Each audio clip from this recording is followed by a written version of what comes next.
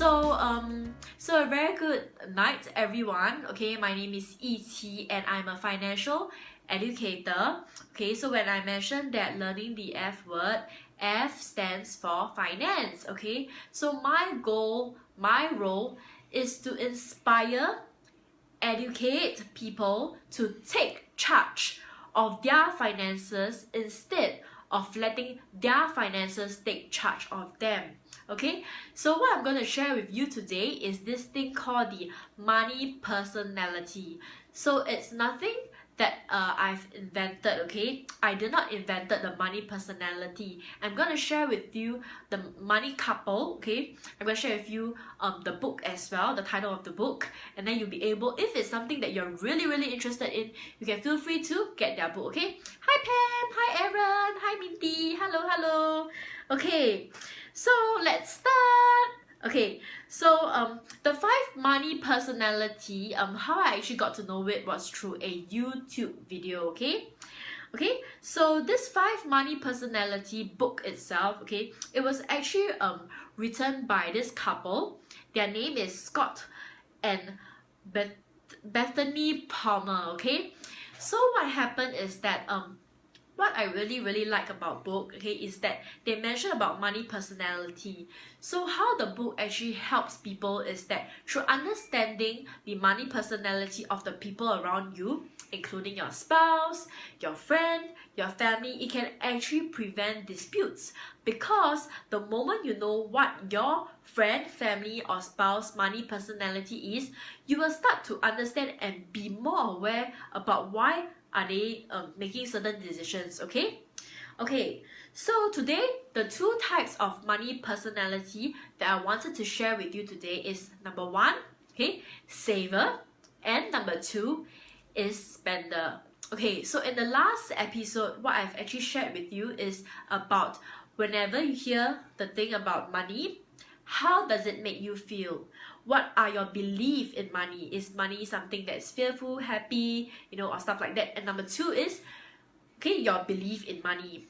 Perhaps you feel that, you believe that money is the root of all evil. You believe that money, that earning money of a certain way, is not a good thing or stuff like that. Okay, so do keep all this, okay, because I know that financial planning is a very personalized thing. So you can have a book, okay, so when you go through with me for the next few live videos, write down your thoughts about it, okay? So emotions and belief, okay, so that is the first episode that I've shared, okay? So let me share with you what a saver is, okay? And to be honest, it doesn't mean that you save a lot means that you are a saver, okay? So there's a reason why I say this, okay? So typically a saver, they feel happy when they save, okay? So to them, saving a lot of money and seeing that their bank account is a lot of ching ching, okay, to them is something that they are very proud of, okay? So it's a source of pride for them when they save money and they see their bank account, wow, 1 million, 100k or stuff like that, okay? So let me share with you, okay, so like I mentioned previously, right, there is no best money personality and there is no worst of money personality. It's just how we are being brought up and our natural responses when we think about money, okay? Okay, so I'll share with you what are the strengths and what are the weaknesses, okay? So number 1, okay, as a saver, the strength that they have is they rarely spend money. Okay, that's why they are called the saver, because most of the time they don't spend much money and their lifestyle is pretty fixed. Like for example, let me quote you an example, okay? Savers typically after work, they go home, okay, and then they eat home cooked food. So that's a saver. So they feel very happy when their bank account number keep increasing, okay? So that's a saver. Okay, number 2, the strength that they have is that they don't buy impulsively. So meaning you will never see a saver just going to a shop and just straight away grab something and then just leave, okay? Okay, number 3, okay, as a saver, savers, they hate and they avoid debts, especially high interest debts, okay? To a saver, whenever they hear about debts like credit cards, your visas, your masters, your loans, to them, okay, how it make them feel is that when they think about debts, to them they feel stressed. Okay, to them they find that paying all this interest is it doesn't make sense. And even though they might not incur interest, but the thought of actually having to pay interest already stress them out. Okay, so that's for saver. And let me 1, 2, 3, 4. Okay, so the last one is they always hold tight their money, which means they feel a sense of security when they see their bank account have a lot of money. Okay, so that is the strength of a saver. Okay, so let me go through with you the weakness of a saver. Okay, so for every type of money personality, there's always a strength and a weakness. Okay, so most importantly is we need to know which money personality that we are and to see how we can work around it. Okay, most people have 2 types. Okay, so that's why you have to follow my live video, otherwise you won't be able to know which are the 5 money personality unless you go and Google and search about it.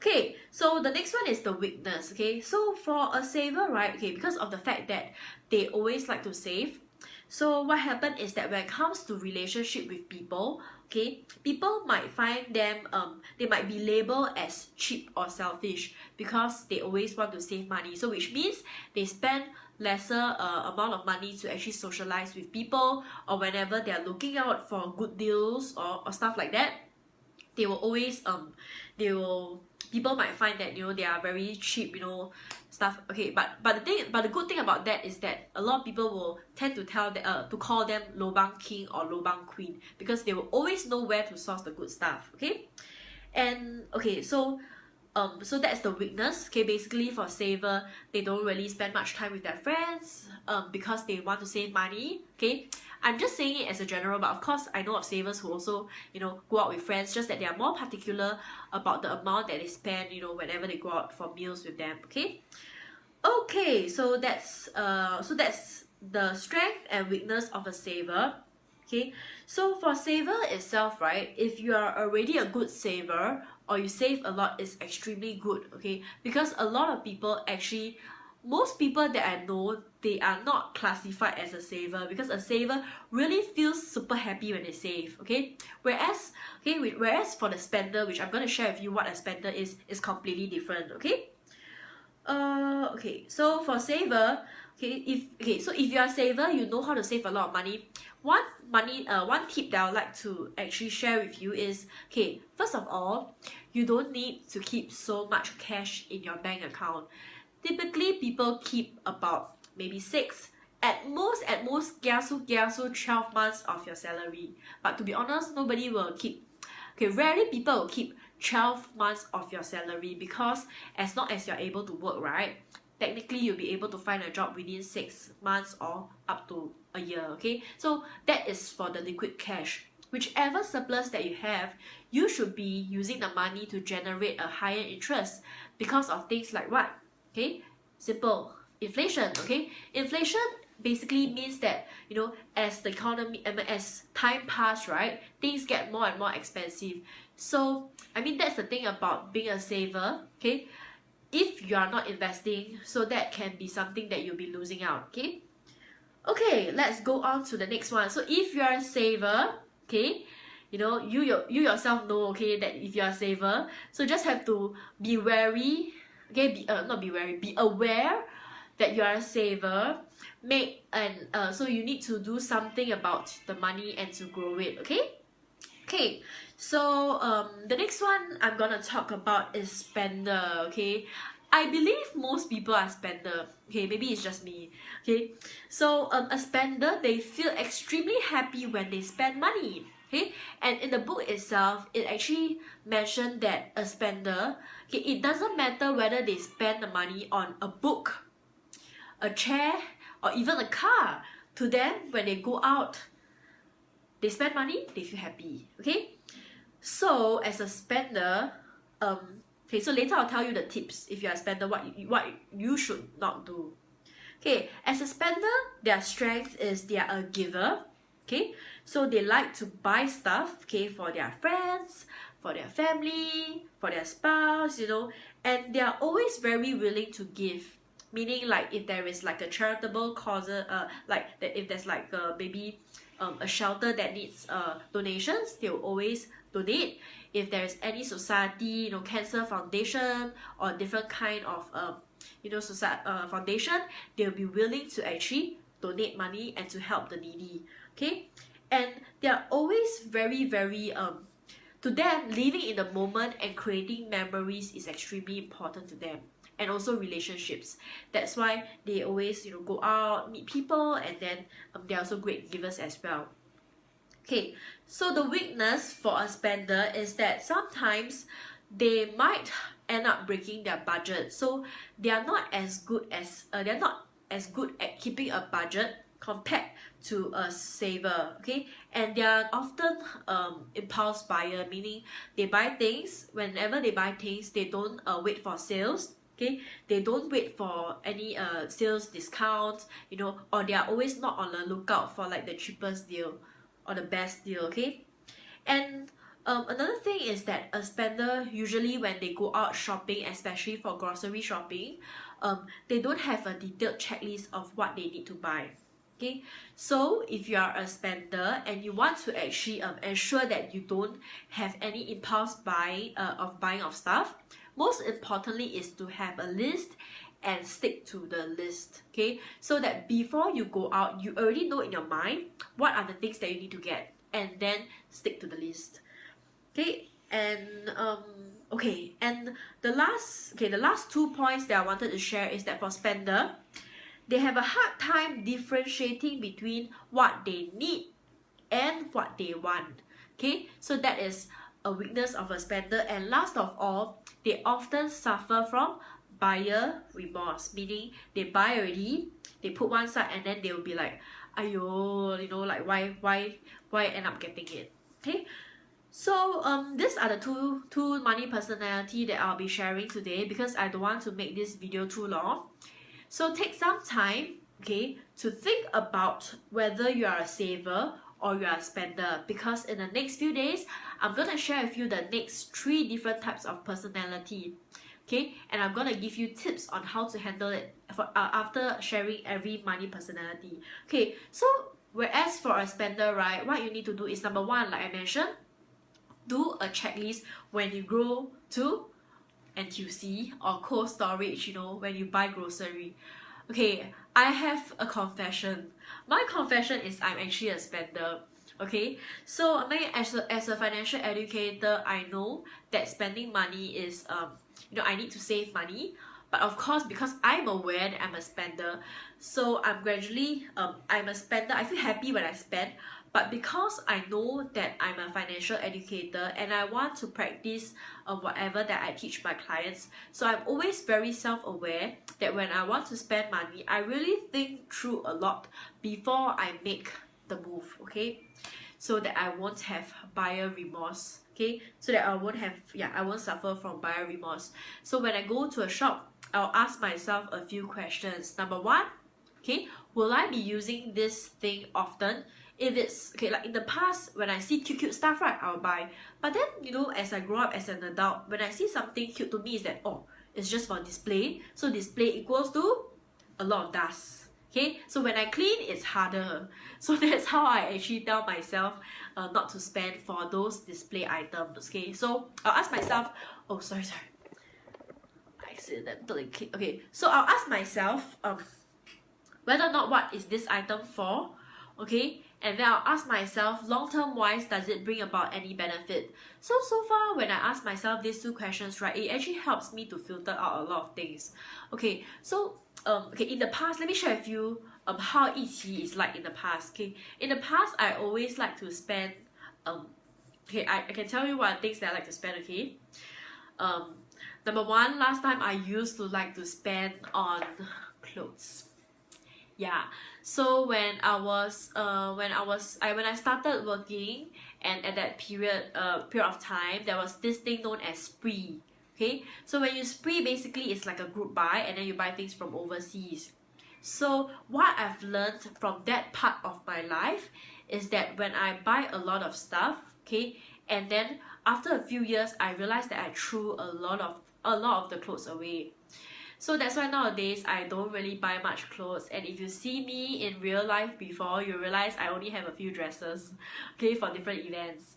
So that's something that I'm controlling myself not to buy. And last time I was quite crazy about makeup, okay, but not that much, so I'll buy like makeup and stuff. So after, okay, so you'll be surprised. Okay, let me share with you a few stories about how my friend actually changed from a spender to a saver. So it really depends whether or not at which stage of life you're at, okay? Because the thing is that, okay, when you have commitments, okay, for example, when you're single versus when you're married, you will change definitely. And when you are single, married, and when you have a child, it's a very different mentality and mindset also.